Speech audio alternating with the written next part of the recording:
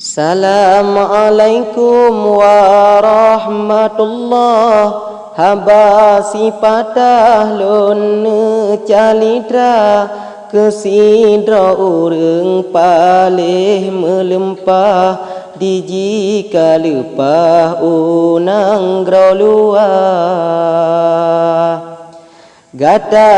abu cilage penjajah raya si lempah ba pegahaba pegan video YouTube ka unggah dajutan babah ni ba media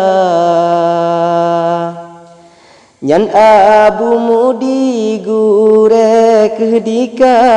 peturi arah yofon aleba jino kacareng katem ulah kakajak pegah gomnyan pendusta aci kapikengan utak cerah kiban gepegah dalam agama gure yang kefon pomangan ayah urang didikah masalam donya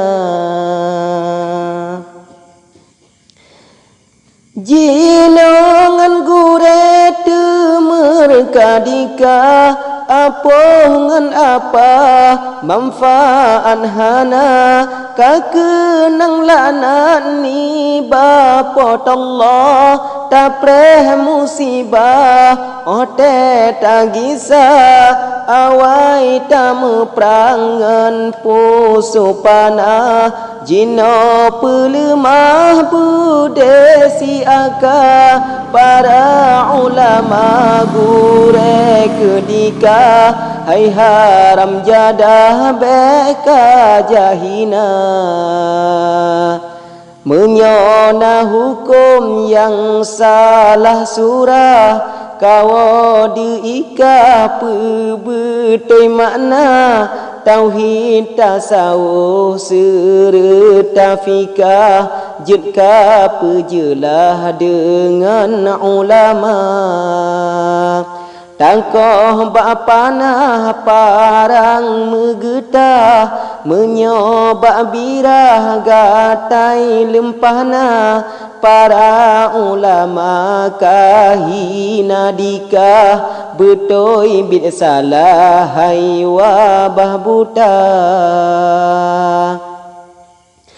kama umat cukup tan marah ode jungoka balai kaca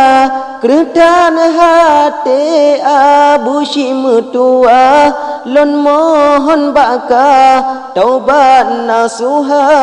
jala kemah ane bebaga mita petuah ni ba ulama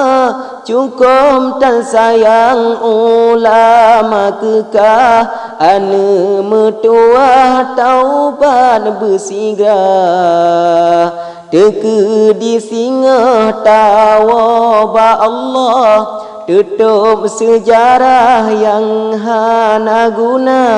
hanjeun ke upat mepegah-pegah barata lidah urang yang hina getanya hudep tentena kisah betoingan salah ba manusia tak bedahainya tawa bebagah ngan insya Allah terpelihara ono memadah balam madah yang kalun pehah di dalam rika harapan ulun doa ba Allah Nabi metuah yang di Kanada.